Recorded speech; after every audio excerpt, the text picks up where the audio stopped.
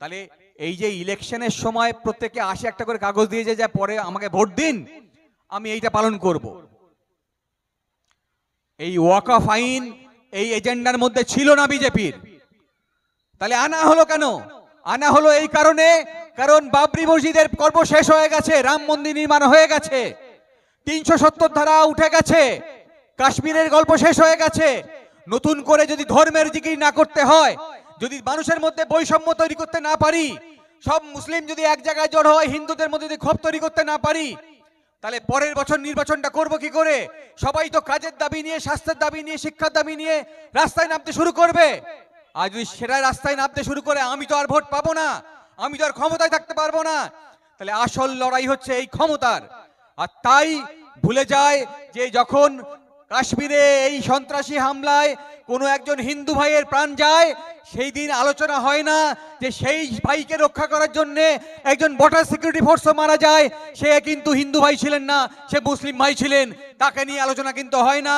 মুর্শিদাবাদে যখন বিজেপি নেতারা যায় মিছিল করতে, তখন নদিয়ায় তার কবর দেওয়া হয়, সেখানে তারা গিয়ে পৌঁছায় না। ভালো লাগছে যে এই মঞ্চের চারিপাশে এবং এই মাঠ বরাবর দেশের জাতীয় পতাকা লাগানো আছে। কোন ভাই হাতে নিয়েও ঘুরছেন। এ কথা বলতে হচ্ছে এই কারণে, বলতে হতো না। তার কারণ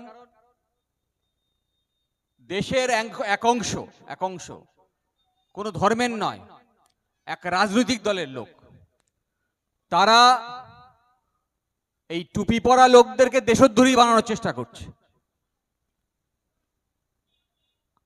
তারা ভারতবর্ষের সংবিধান মানে না।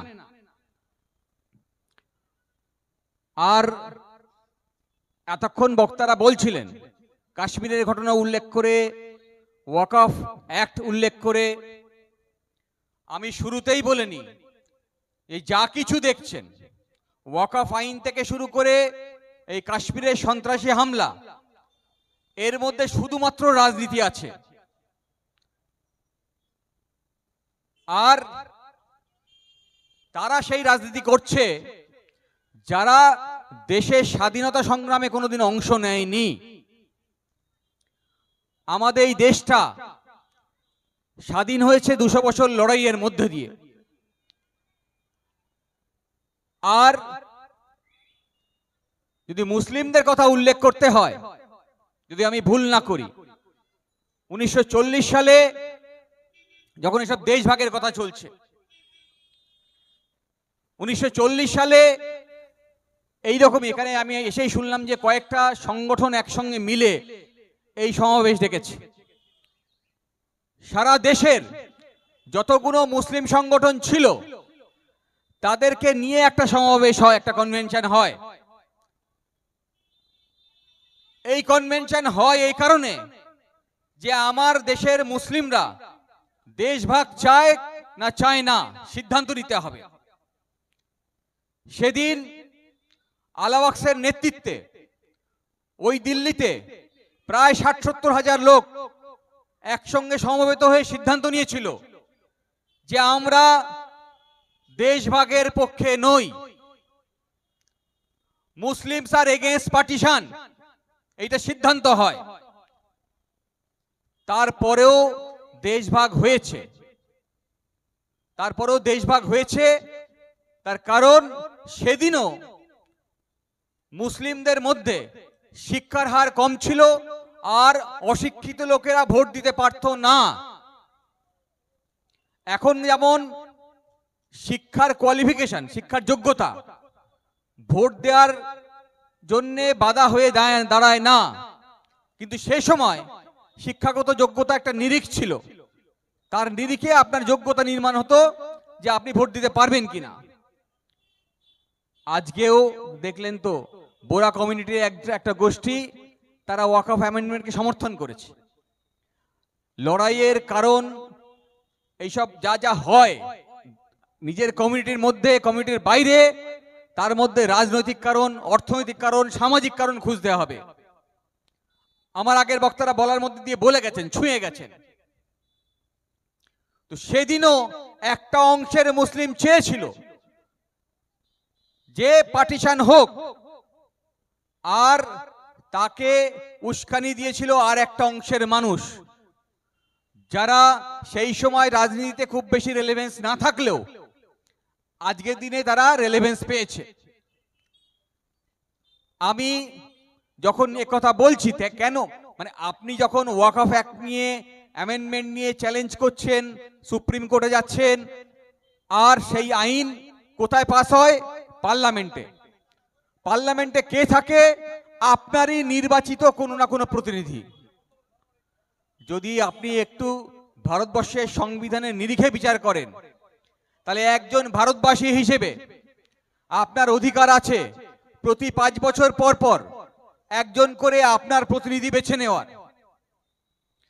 আর আপনার নির্বাচিত প্রতিনিধি আগামী দিনে বিধানসভা বা লোকসভায় গিয়ে রাজ্যের জন্য বা কেন্দ্রের জন্য আইন তৈরি করবে। তাহলে যখন আমি ওয়াকফ আইনের বিরোধিতা করছি, যখন আমি ওয়াকফ আইন নিয়ে চ্যালেঞ্জ করছি, যখন তার সমালোচনা করছি, যারা এই আইন নিয়ে এসছে সংখ্যাগরিষ্ঠের ভিত্তিতে তাদের সমালোচনা করছি, তখন একটা আঙ্গুল কিন্তু নিজের দিকেও নিয়ে আসতে হবে। কারণ ভারতবর্ষের সংবিধান একমাত্র স্বীকৃত রাজনৈতিক দলিল। যে রাজনৈতিক, আপনার প্রত্যেকের বাড়ি দলিল আছে তো, যে দলিলের ভিত্তিতে আপনারা আপনাদের বাস্তু জমি আছে, চাষ জমি আছে, পুকুর আছে, অন্যান্য জলাশয় আছে, খাল বিল আছে, তাহলে আপনার বাড়ির পাশের বেড়াটা যদি পাশের চাচা একটু এক হাত বাড়িয়ে লাগাতে যায়, লড়াই বাঁধে কি বাঁধে না? লড়াই বাঁধে।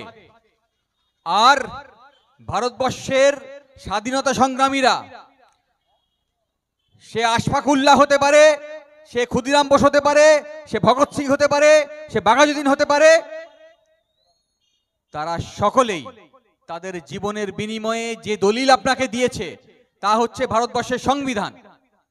আর এই ভারতবর্ষের সংবিধান, তার প্রতিটি পাতা যা লেখা আছে তা আপনার অধিকার। প্রতিটি পাতায় যা লেখা আছে আগামী দিনের ভারতবর্ষ কিভাবে চলবে সে কথা লেখা আছে। আর একটু আইনের কথা বলছি, একটুখানি আপনারা ক্লান্ত হবেন না। আমি বলছি এই কারণে আপনাদের জানার প্রয়োজন আছে। আমরা রাস্তায় দাঁড়িয়ে নারায়ে তাকবীর বলবো, আমরা নিশ্চয়ই এক জায়গায় জড়ো হব, আমরা প্রতিবাদ করব, কিন্তু জেনে বুঝে করতে হবে। আক্রমণটা অনেক গভীরে আছে। তাহলে ভারতবর্ষের সংবিধানের একটা চ্যাপ্টার আছে যেটাকে আমরা বলি directive principal of state policy.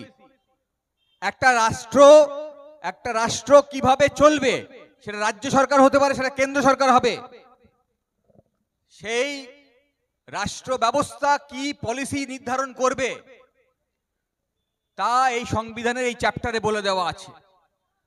আর একথা বলে দেওয়া আছে যে এই সংবিধানের এই চ্যাপ্টারের কোনো ধারা যদি কেউ ভঙ্গ করে তাহলে তা নিয়ে আদালতে মামলা করা যাবে না। তাহলে সংবিধানের একটা চ্যাপ্টার আছে, যে চ্যাপ্টারে যা ধারা আছে সেই ধারা যদি ভঙ্গ হয় আদালতে মামলা করা যাবে না। এ কেমন হলো? সংবিধানে একটা অধিকার দিল, আর সেই অধিকার যদি ভঙ্গ হয় তাহলে আমি আদালতে যেতে পারবো না? না, পারবেন না। সংবিধান যখন এই অধিকার দিয়ে, এর মধ্যে কি আছে? আছে কাজের অধিকার দিতে হবে, আছে স্বাস্থ্যের অধিকার দিতে হবে, হ্যাঁ, শিক্ষা দিতে হবে। শিক্ষাকে এখন যদিও ফান্ডামেন্টাল রাইটসের চ্যাপ্টারে করে দিয়েছে। এই দেশের যে খনিজ সম্পদ আছে, কয়লা হতে পারে, তেল হতে পারে, আপনাদের এখানে হলদিয়া আছে, তার ব্যবহার কিভাবে হবে বলে দেওয়া আছে। বলা আছে দেশের যে সম্পদ, সে গাছটা হতে পারে, এই পাড়ার যে গাছটা, এই পাড়ার যে গাছটা থেকে শুরু করে মাটির তলায় খনিজ সম্পদ যত আছে, সোনা দানা, কয়লা, তেল, তার সম্পত্তির ব্যবহার এমন হবে যে ভারতবর্ষের মানুষের মধ্যে যে অর্থনৈতিক যে বৈষম্য, কেউ গরিব কেউ বড়লোক, তা আস্তে আস্তে কম হয়ে যাবে। তাহলে ভারতবর্ষের যে সরকারই আসুক তার নীতি এমন হবে যে নীতিতে ভারতবর্ষের মানুষের মধ্যে কাজ পৌঁছাবে, তাদের মধ্যে গরিব কমে যাবে, আস্তে আস্তে তারা বড় লোকের সমতুল্য হতে শুরু করবে। তাহলে একদিনে হবে না। ইংরেজরা তো সব লুটে পুটে নিয়ে গেছে। তাহলে ভারতবর্ষ স্বাধীন যেদিন হলো সেদিন যদি এইটাকে বলা যায় যে ভারতবর্ষের নাগরিকের যদি এই অধিকার খর্ব হয়, তাহলে সে আদালতে যেতে পারবে। তাহলে তো সে পরের দিনই মামলা করবে আদালতে গিয়ে যে আমি কোথায় কাজ পেলাম না। তো একথা কবে বলছি আমি? একথা বলছি ৭৭ বছর পেরিয়ে গেছে, তবে বলছি। সেদিনকে যখন এই সংবিধান রচনা হয় তখন একথা মাথায় রেখে হয় যে কাল থেকে আমার দেশের ছোট করতে হবে তো, আমার দেশের এই শাসন আর ইংরেজরা করবে না, আমার দেশে শাসন করবে এদেশের নাগরিক। তাহলে তারা ভারতবর্ষের মানুষের পক্ষে নীতি প্রণয়ন করবে, তাহলে গরিব দূর হবে। তাহলে বুঝে নিতে হবে যে একজন বাড়িতে মসজিদে ইমাম থাকেন, বাড়িতে আমার একজন গার্জেন থাকেন। যদি গার্জেন ঠিক থাকেন, মসজিদের ইমাম যদি ঠিক থাকেন, তাহলে কিন্তু এই জাতি ঠিক থাকবে। বাড়ির বাপরা যদি ঠিক থাকে, বাড়ির বাপ যদি মাতাল না হয়, বাড়ির বাপ যদি জুয়াখোর না হয়, বাড়ির বাপ যদি সঠিক রাস্তায় চালায়, একটা লোক যদি সঠিক থাকে বাড়িতে, তাহলে দেখবেন বাড়ির সবাই সঠিক রাস্তায় চলছে। তাই আমি বলবো ছোট করতে হবে আমাকে। আমি বলবো একটা সময় এসছে, হযরত বেলাল, আপনারা সবাই জানেন, এখানে আমাকে এই সব কথা বলার কথা না, ওনাদের বলার কথা। যখন মুসলিম ধর্মের প্রবর্তন হচ্ছে, ইসলাম ধর্মের প্রবর্তন হচ্ছে, তখন তাকে বলা হয়েছিল আপনি শুধু ধর্ম ত্যাগ করুন। মরু প্রান্তরে তাকে অত্যাচার করেছিল কুরাইশরা, ধর্ম ত্যাগ করেননি। হ্যাঁ, এইরকম ভাবে একটা পরপর হযরত ইয়াসিন, তিনিও পরপর তাদের কি অত্যাচার করা হয়েছিল মরু প্রান্তরে, তারা কিন্তু ধর্ম ত্যাগ করেনি। ধর্ম ত্যাগ করলে কিন্তু তারা নিশ্চিন্তে নিজের জীবনটা কাটাতে পারতেন। তাই লড়াই আপনাকে করতেই হবে, লড়াই আপনাকে বাঁচাতে হবে। সেদিন ইসলাম ধর্মকে প্রবর্তনের জন্য যে লড়াই করেছিলেন, ইসলাম ধর্ম মানে কিন্তু শুধু ধর্মচর্চা, নামাজ, রোজা, যাকাত নয়। আমি তখন বলছিলাম, শেষ করব, যে এই যে খনিজ সম্পদের ডিস্ট্রিবিউশন এমন হবে যাতে এই অর্থনৈতিক বৈষম্য দূর হয়। একই সঙ্গে ইসলাম ধর্মকে পাশে নিয়ে আসুন, যাকাত দিন। যাকাত দেবেন কেন? যাতে একইভাবে অর্থনৈতিক বৈষম্য দূর হয়। তো তাহলে ভারতবর্ষের সংবিধানের সঙ্গে ইসলাম ধর্মের এতটাই মিল আছে, সেই মিলটাকে নিয়ে আমাকে বুঝে বুঝে চলতে হবে। সংবিধানকে বুঝতে হবে, ধর্মকে বুঝতে হবে। ধর্ম মানে শুধুমাত্র যেটা বোঝানোর চেষ্টা করছে এইসব যারা ধর্মীয় সন্ত্রাস চালানোর পক্ষে, তা নয়। তাহলে সেদিনকে ঈমান রক্ষার তাগিদে হযরতে বিলাল যে লড়াই করেছিলেন, সেই ঈমান আপনাকে ঠিক করতে হবে। আপনারা প্রত্যেকেই কিন্তু এক একজন বিচারক। যখন আপনি ভোট দিতে যান, আপনার প্রতিনিধিকে বেছে নেন, সেদিনকে আপনি আপনার বিচারক হন। আর বিচারকের বিচার খুব কঠিন হয়, যারা জানেন ধর্ম, যারা জানেন। তাহলে সেদিনকে আপনার বিচারক আপনি। কোনো ভয়ের কাছে যদি মাথা নিচু করেন, কোন শক্তির কাছে যদি মাথা নিচু করেন, যদি কোনো প্রলোভনের কাছে মাথা নিচু করেন, তাহলে আপনি আপনার ঈমানকে সেদিনকে বেঁচে দিবেন। তাই আপনার ঈমানকে রক্ষা করতে পারলে এই দেশকে রক্ষা করতে পারবেন। আজকে আমরা এখানে সমবেত হয়েছি, এই যে ব্যানারটা দেখতে পেয়েছি, সম্প্রীতির মহাসমাবেশ। ভালো লাগছে যে আমরা সম্প্রীতির মহাসমাবেশ থেকে বার্তা দিতে পারছি যে আমাদের সংবিধানকে রক্ষা করতে হবে, আমাদের সংবিধানের অধিকারকে রক্ষা করতে হবে। আর সেই সংবিধান আর সংবিধানের অধিকার রক্ষা করা যায় ইসলাম ধর্মে যদি ঈমানটা আমাদের কাছে থাকে। তাই ঈমানকে রক্ষা করতে হবে, একই সঙ্গে সংবিধানকে রক্ষা করা সম্ভব হবে। এই বলে আমার বক্তব্য শেষ করলাম। অশেষ ধন্যবাদ জানাই।